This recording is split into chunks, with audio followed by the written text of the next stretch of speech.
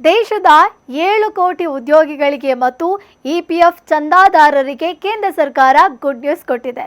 ಇಲ್ಲಿವರೆಗೂ ನೀವು ಕೇವಲ ನಿವೃತ್ತಿ ಅಥವಾ ಸಂಪೂರ್ಣ ಉದ್ಯೋಗ ಕಳೆದುಕೊಂಡಿರುವ ಸಂದರ್ಭದಲ್ಲಿ ಮಾತ್ರ ನಿಮ್ಮ ಸಂಪೂರ್ಣ ಪಿಎಫ್ ಹಣವನ್ನು ಪಡೆಯೋದಕ್ಕೆ ಸಾಧ್ಯ ಇತ್ತು. ಆದರೆ ಇನ್ಮುಂದೆ ಹಾಗಿರೋದಿಲ್ಲ. ಈಗ ನೌಕರರು ತಮ್ಮ ಸಂಪೂರ್ಣ ಅಥವಾ 100% ಅರ್ಹ ಪಿಎಫ್ ಬಾಕಿ ಹಣವನ್ನು ಹಿಂಪಡೆಯೋದಕ್ಕೆ ಸದಸ್ಯರಿಗೆ ಅನುಮತಿ ನೀಡಲಾಗಿದೆ. ಅದಕ್ಕಾಗಿ ಉದ್ಯೋಗಿಗಳ ಭವಿಷ್ಯ ನಿಧಿ ಸಂಸ್ಥೆ ಇಪಿಎಫ್ ಈ ಐತಿಹಾಸಿಕ ಹೆಜ್ಜೆಯನ್ನು ಇಟ್ಟಿದೆ. ಅಂದರೆ ನಿಮ್ಮ ಪಿಎಫ್ ಖಾತೆಯಲ್ಲಿರುವಂತಹ ಹಣವನ್ನು ಹಿಂಪಡೆಯೋದಕ್ಕೆ ಇದ್ದಂತಹ ನಿಯಮವನ್ನು ಕೇಂದ್ರ ಸರ್ಕಾರ ಸರಳಗೊಳಿಸಿದೆ.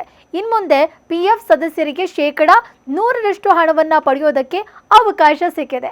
ದಶಕಗಳಿಂದ ಇದ್ದಂತಹ ಹಳೆಯ ಕಠಿಣ ರೂಲ್ಸ್ಗಳು ಕೇವಲ 3 ಸರಳ ವಿಭಾಗಗಳಾಗಿ ಮಾರ್ಪಾಡಾಗಿದೆ.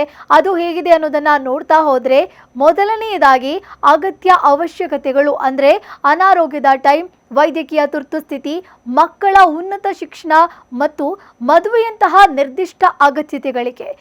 ಎರಡನೆಯದು ವಸತಿ ಅಗತ್ಯತೆಗಳಿಗೆ, ಅಂದರೆ ಮನೆ ಕಟ್ತಾ ಇದ್ದೀರಾ, ಮನೆಯನ್ನು ಖರೀದಿ ಮಾಡ್ತಿದ್ದೀರಾ, ಗೃಹ ಸಾಲಗಳಿಗೆ ಈ ಪಿಎಫ್ ಹಣವನ್ನು ನೀವು ಪಡಿಬೋದು.